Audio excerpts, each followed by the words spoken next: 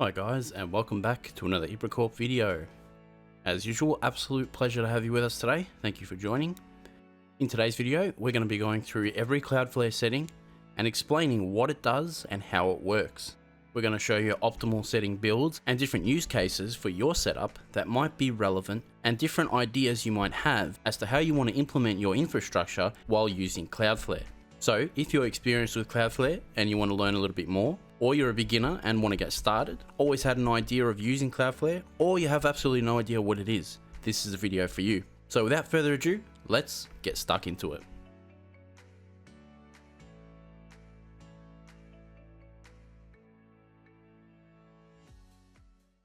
So guys, welcome back to another video this week. Absolute pleasure to have you. Thank you very much for joining us. Thank you as well to those who have liked and subscribed to our videos. Really appreciate it. I appreciate every single one of our subscribers. We're over 5,000 now, which is fantastic, and I hope we keep that momentum going by bringing more and more content out to yourself and to others like you who might be interested. So if you really do enjoy our videos, please don't forget to do all the usual stuff. We really appreciate it. Also, thank you to those who support us financially on our website by signing up with a membership on IBRACORP.io. So guys, today's video is going to cover the settings in Cloudflare, and we're going to show you a couple of things that we've learned along the way. Things that you learn from experience using Cloudflare for such a long time, and of course things that we learned from other community members who use it as well. What we won't be showing you is how to set up Cloudflare or connect it to your website. That's because we've already done that in our previous Cloudflare video, which you can find on our channel. I'll also put the link down in the description below for you as well. So this is more if you've already set it up, you've got it working, and you just want to start going through all the settings and trying to understand what they are. A little bit more in depth, if you will, something we didn't cover in too much detail when we first created the video. So with that assumption out of the way, let's get started. So here we are on one of our domains that we've purchased, and as you can see, we've already set everything up.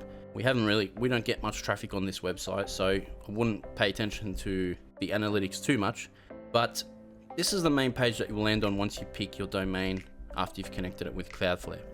I've also got dark mode on for you guys, so you might notice some things might look a bit off, like these graphs. That's because of the dark mode.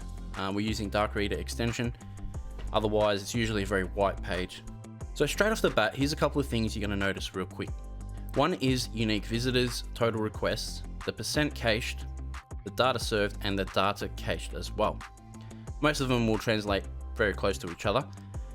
But this basically gives you analytics directly from your DNS, so you don't even have to set up Google Analytics if you don't want to. You can still get some decent analytics here directly from Cloudflare. Then on the right hand side, we've got some options. So if you wanted to purge your cache real quick, you could do that.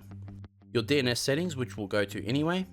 So under attack mode, basically, if you know that your site or your server is being hammered by connections, and it's possible that it's a DDoS attack, you can actually flick this switch and we'll put it into under attack mode. So anyone trying to reach the site will be put through a capture system from Cloudflare.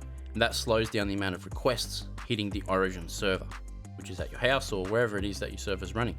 After which we can then remove the under attack mode. And we can say our security level is back to normal. We can put it back to whatever it is we want.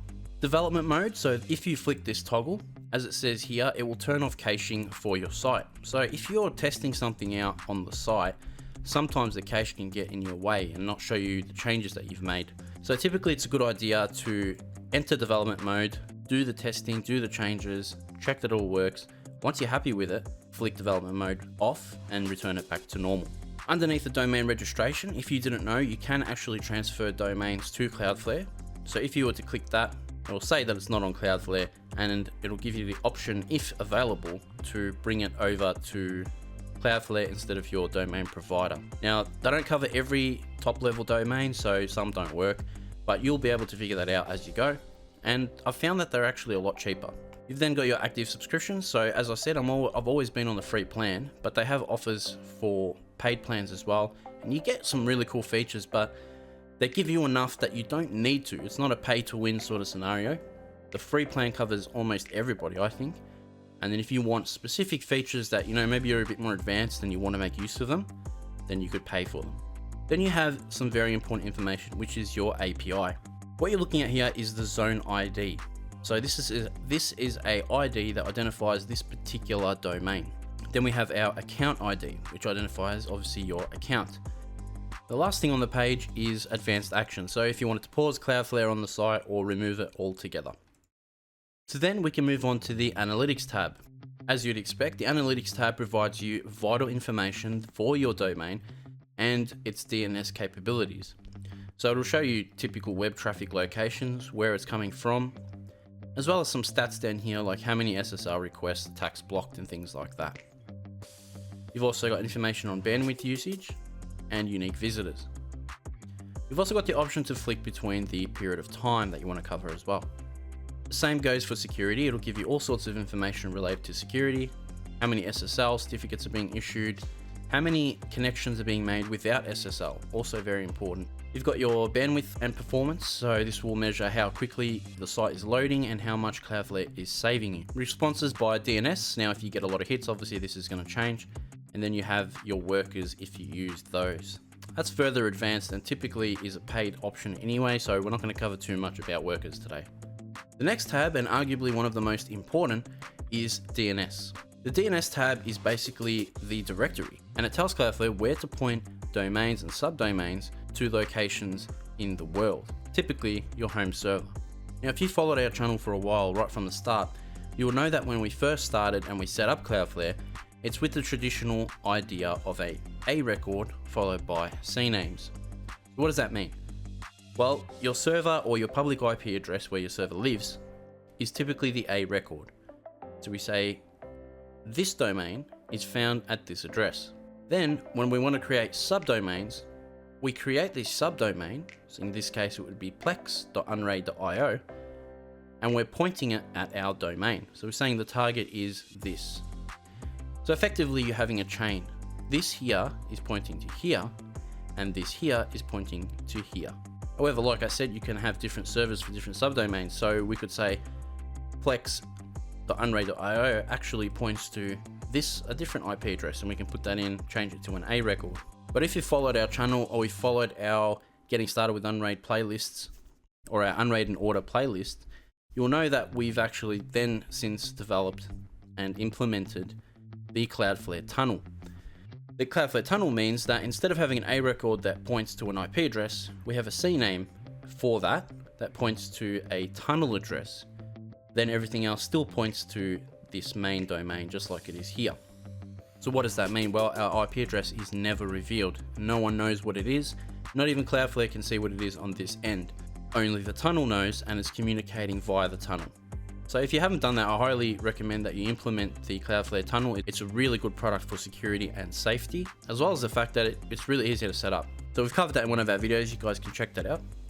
Now, apart from your typical A and C name records, you've also got MX records, and MX records are for mail servers. So as you can see, we've got Zoho accounts, and during the setup process, they ask you to add some MX records and some TXTs. And TXTs can be anything, but a lot of the time, it's if a service that you're trying to sign up for wants you to verify that you are the owner of the website. So they might say, take this TXT and paste it in your DNS provider, which is us here. Then there's our Cloudflare name servers. So these two name servers are what you'll put in your domain provider if you're not with Cloudflare. So if you, for example, have bought a domain on GoDaddy, but you want to use Cloudflare, then you change the name servers on GoDaddy to the ones provided to you by Cloudflare. Now, don't copy these ones because they change depending on your setup process in Cloudflare. So I recommend that you just follow that as you're setting up Cloudflare yourself. DNSSEC, a very, very important feature and one that I highly recommend, and is one that we showed you how to set up in the original Cloudflare video.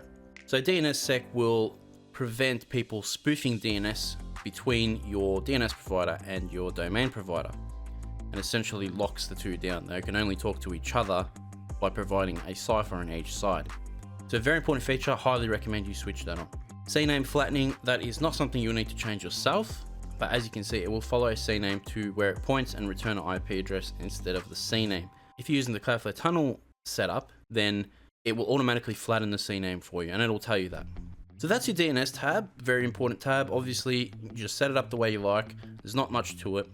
But one of the things that I recommend is if you drop down when you're setting up a subdomain, if you're setting up a particular application that needs to read your origin IP address. Let's say Let's Encrypt, for example. It's very important that you create a subdomain or the domain and you turn off the proxy. So this, for example, and we click save. So if somebody was to look up this address, jellyfin.unraid.io, they would be able to see my source IP address, our origin IP address, okay, because it's bypassing Cloudflare completely. However, if I flick it back on and it says proxied, that means it's going through Cloudflare and then Cloudflare is talking to us.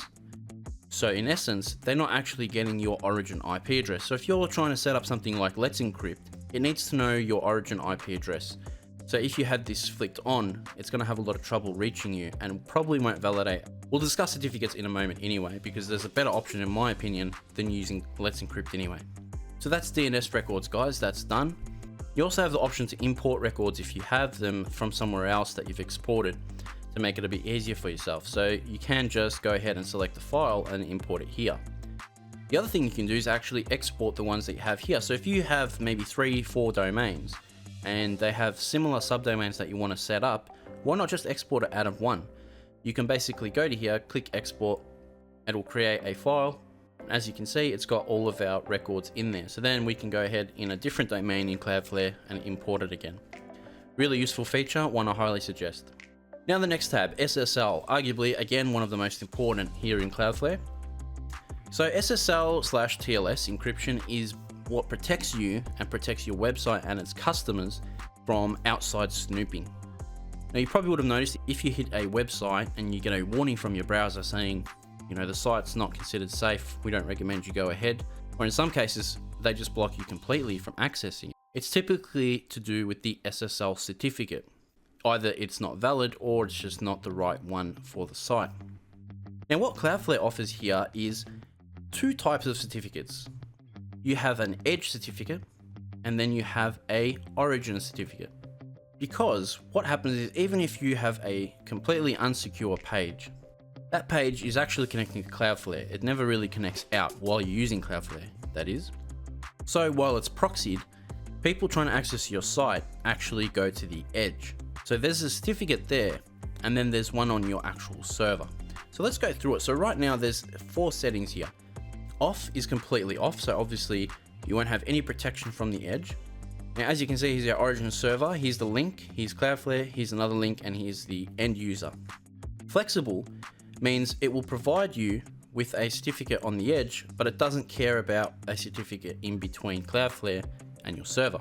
Full says that it will protect the whole way across, but it will allow you to have a self-signed certificate, which in the world of InfoSec, a self-signed certificate doesn't necessarily mean it's always safe, but it's safer than having nothing. So at least you know on each side they're talking to each other with the right authentication. And the final one you have is full strict. That basically means Cloudflare will encrypt end-to-end, but it must have a trusted Cloudflare origin certificate or a CA certificate as it says here. More on that soon. Then down here we've got a SSL recommender. That just gives you a couple of tips if you're not sure. If you're completely new, it's probably going to be helpful for you. You can turn that on, but that's the whole point of this video anyway. Now down here you get one of these analytic bars as well. And as you can see, people are trying to hit the page unauthenticated or without a certificate.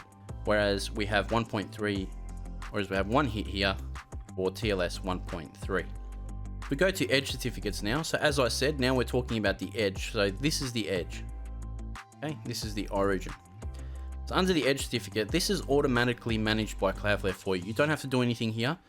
However, you can upload a custom one if you want to pay for it. It doesn't come with the free plan, unfortunately. It's something you have to pay for, but typically, as it says, it's for a business, really. That's really important to have a name and branding in there. Otherwise, it'll be perfectly fine. So you don't really have to do anything here. You can just leave that completely as it is. It's created by itself from Cloudflare as soon as you start it up. So we don't even have to configure it. Now, in case you guys didn't know as well, if you just expand this, everything that has a little help option will have a drop down that you can open up and have a read of. So always use HTTPS. Now this one can trip up a lot of people, and the reason is if they have a page and the reverse proxy is not working correctly and they're trying to reverse proxy it out and this option is on, it will not allow them to reach the HTTP page. Okay, because this rule pretty much says If it's not HTTPS, it's not going to happen. And you want that, really. You want it to be secure. You don't want to be having a website up without HTTPS. But just one to keep in mind, if you're troubleshooting a problem, make sure you come back here and check it. Now, HSTS, another important one here, is the HTTP Strict Transport Security Policy. Now, as you can see, we've got it turned on, and I recommend you guys turn it on as well. If you watched our Nginx Proxy Manager video, we discussed the feature on there which will make sure that HSTS is enabled on a proxy. And that applies if this is turned on. If it's not turned on, then you wouldn't use it there. But this basically here, if we click on it, it will protect all your subdomains and basically say that those subdomains can only communicate with this particular configuration. Anything outside of that will be considered false. You've got the minimum TLS version. These days, typically you want to set that to 1.2. Opportunistic encryption, so it will allow browsers to benefit from the improved performance of HTTP/2 by letting them know that your site is available over an encrypted connection. Do you want to enable TLS 1.3? I recommend you do. Automatic HTTPS rewrites, so this is similar to the setting that we've got up here. But here we're saying that any content on the actual page, which may not be part of your website per se, but it's listed on your website, it will try to rewrite that content to HTTPS. So again, if you have issues with things displaying incorrectly, that maybe they're coming from a source that isn't secured, then you might have issues because of this feature. But I recommend that you leave it on. Now, we don't need to care about transparency monitoring too much unless you want a reminder. Then you have disable universal SSL. So that's the SSL certificate that we're using here, and you can disable that for whatever reason if you wanted to. I don't recommend you do, but you can. Next part is you've got client certificate. These are to secure and authenticate any sort of API or web applications. You can block traffic from devices, and if they don't have that right certificate, then it's just not going to come through. Now, I haven't personally used this myself, but I'm sure if you had a reason for it, you would already know what it's for, and you're probably using it already. Now, the origin server. This is one of my most talked about parts of Cloudflare that a lot of people can miss. A lot of people who use something like Swag or came from Let's Encrypt, which I was one of those people who used to use Let's Encrypt, will know that Let's Encrypt needs to renew every 90 days, I believe. Now, if it all worked perfectly fine each time, that wouldn't really be an issue. However, I found that a lot of the time it would fail and there would be problems, especially while using Cloudflare, because it couldn't connect to our root IP address. So what the origin certificate allows us to do is to have that on our server, which allows us to have full strict mode turned on under SSL overview, and it provides us a valid certificate for up to 15 years, as you can see here. Now, we covered how to install that certificate and whatnot in our Nginx Proxy Manager video and our Cloudflare video, so I recommend you check those out if you're interested. Why renew every 90 days? Leave it 15 years, don't worry about it. Make your life easier. And custom hostname could be possible, but it is an enterprise feature. Now, in Firewall, you don't really have to do anything, but if you wanted to, you can create all sorts of rules in here to help protect your site. You can create rules, for example, that stop known bots, or you might have a rule that says IP address source. You can even go by continent or country, so if you wanted to block any access or allow only access from certain sites, then you can do that here. So if you know that your business only operates in Melbourne, Australia, and you don't need it going out to the rest of the world, you can just protect it down to that one area. Under bots, you've got bot fight mode, so it'll challenge requests that match patterns of known bots before they access your site.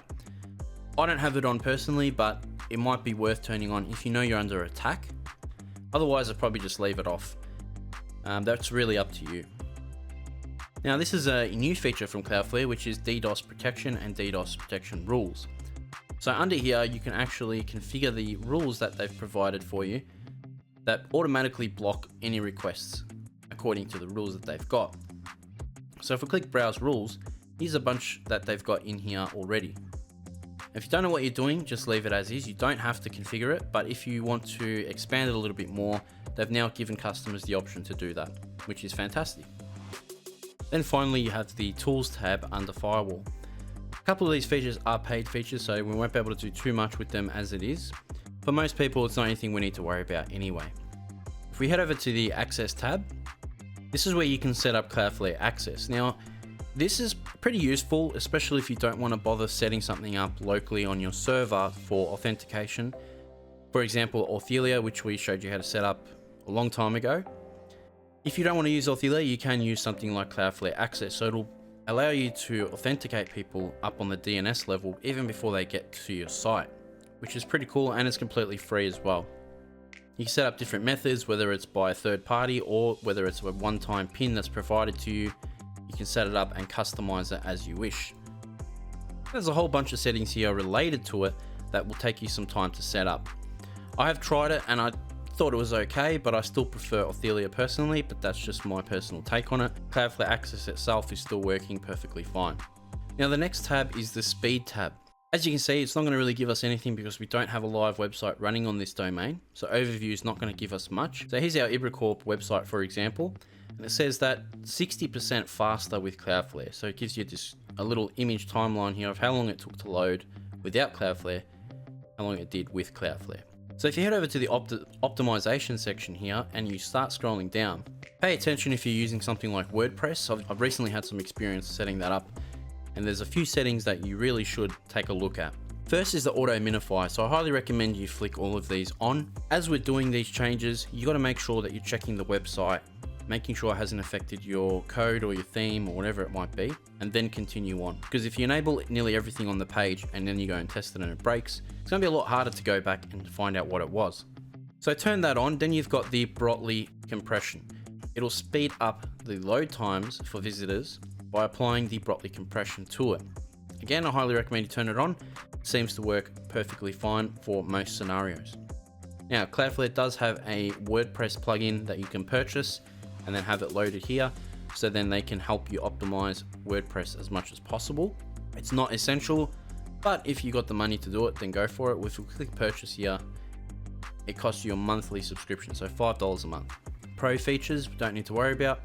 Rocket Loader is one I recommend you leave off. This one can cause a lot of problems, especially if you're using WordPress. I highly suggest you turn that off. Then finally down here is our AMP real URL. Now if you're using Google AMP pages for your website, this one can just make things a little bit nicer in their branding. Instead of having the old AMP URL path, it'll give you your original URL so that customers can see it for better branding. You can also redirect if you have a mobile page as opposed to a non-mobile one, so that it can automatically redirect for you. And a lot of people don't know about this one, but if you go up to the top and you go to account analytics, you can actually set up analytics for each site and have them measured for you through Cloudflare. Pretty cool. And if you go to the web analytics section down here, this is where you can actually add a site. So click on add a site, for example, and you can add a site and it'll automatically start monitoring stuff for you. It takes a little bit of time to build its database up, but once it does, it's actually a very useful analytics tool. So I highly recommend you guys check that part out. Not a lot of people know about it because it's hidden up in the top here. So under caching, it is one of the most important features of Cloudflare. That's how it speeds up delivery of your website, by caching content on their servers. So instead of having to deliver it from your home, it delivers it from the edge. So Argo tiered caching is off by default. You can turn that on, and what that will do will, as it says here, dynamically find the single best upper tier for an origin, which reduces the amount of requests to the origin server. I haven't tested this one fully. It's something that I'll probably have to give a little bit more testing before I give my recommendation entirely, but it's worth giving it a try and seeing how you go. Very easy option to disable. Then you've got the actual configuration part. So in here we can custom purge a page or just purge everything all together.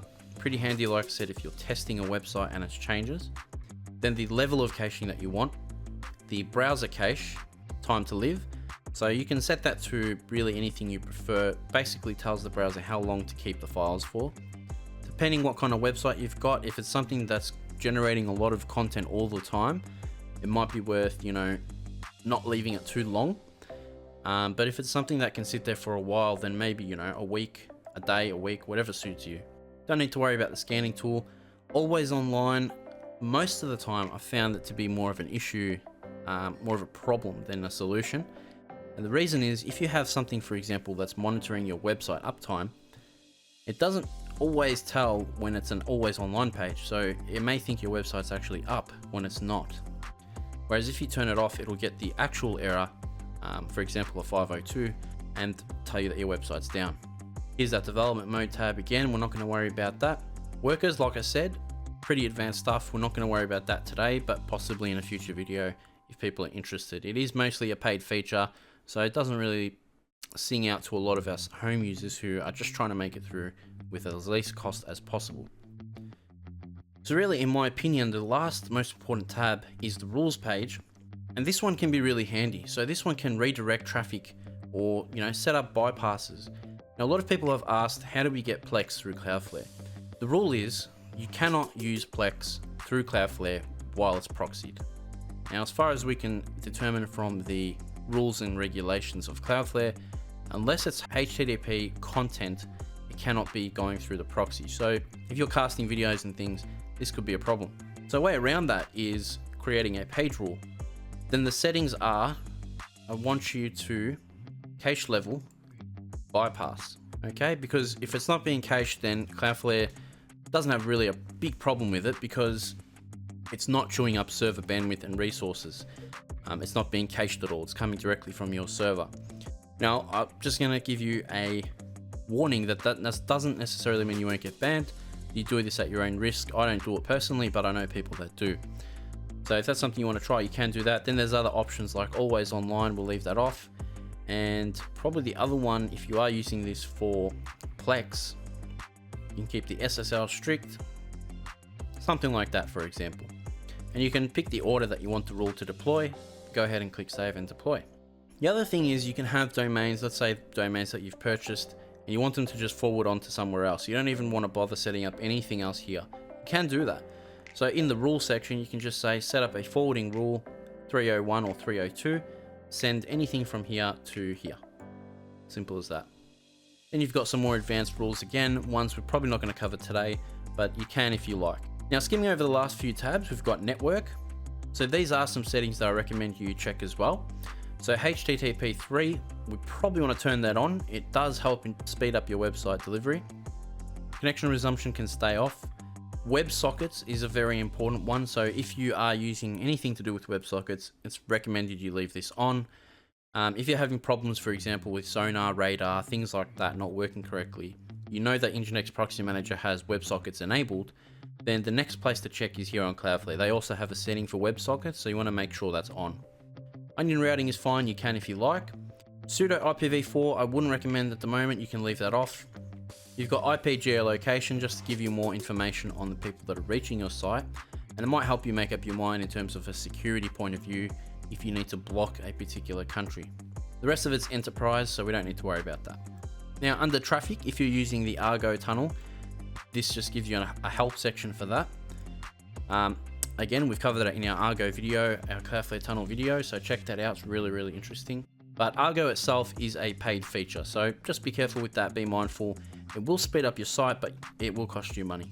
Then you've got health checks, and you also have waiting rooms, which are part of the business plan. So then they've got a streaming option. Now this streaming option is, for example, if you wanted to stream something via the Cloudflare cache. But as you can see, it's not very cheap. And that's because space costs a lot of money. So $5 per 1,000 minutes if you want to prepay it, or $1 per 1,000 minutes if you want to post-pay it. Now, as you can see, most things in these custom pages are for Pro and above, so we're not really worried about that.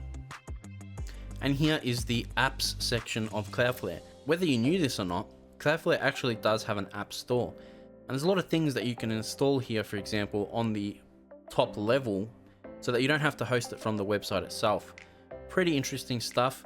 I haven't spent too much time on it myself, and something I actually wouldn't mind checking out a little bit more. But you can also develop them here and put them up for them if you like. Let's say here, for example, real-time bot protection. Let's see what that offers. And as you can see, it gives you quite a few features. It says that you can try it free for 30 days, and you'll be able to analyze your traffic. And then after that, there's a pricing plan. So I'm not sure whether some are free and some are paid, but the option is there for you to check it out. And the final tab is the Scrape Shield. So this one is really helpful. It can prevent a lot of information being taken off your website. For example, email addresses can be obfuscated, and that means that bots can't read them. Server-side excludes and hot link protection. So if you've got images that are copyright, things like that, you don't want them hot linked into other sites, then you can have that enabled here to secure it. So guys, that's pretty much every feature in Cloudflare, and as you can see here with one with a little bit more stats on our newsninja.org page, for example, that's what the graph can potentially look like for you. That should cover most of the things. If there's anything that I missed, please let me know. Please let me know down in the comments below. If there's anything you'd like to see for a future video, leave it there as well. Feel free to join us on our Discord. And it's been an absolute pleasure. We hope to see you in the next IBRACORP video.